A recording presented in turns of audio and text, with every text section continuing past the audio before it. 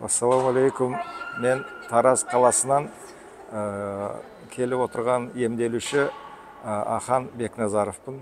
Осы келгелі бері біраз жағдайымыз тәуір жақсы болып қалды. Бұл жердегі қабылдауы докторлардың адамдарға жасаған ем домдары, осының барлығы адамның менің көңілінен жақсы шығады.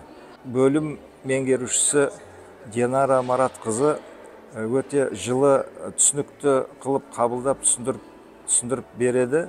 Одан кейін емдеуші дәрігерлеріміз өте мұқият жақсы барлық жағдайымызды жасап, қажетті ем домның бағдарларын беріп, қыздарменен, осы жердегі емші дәрігер балаларменен жақсы қарайды.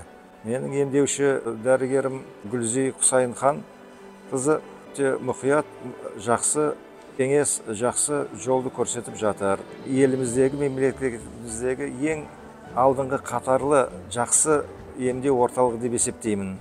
Оған айтатыным, мен Жамбылдағы 2-3 орталықтарымыз бар біздің, жүрек емдеу, кардио хирургия деген.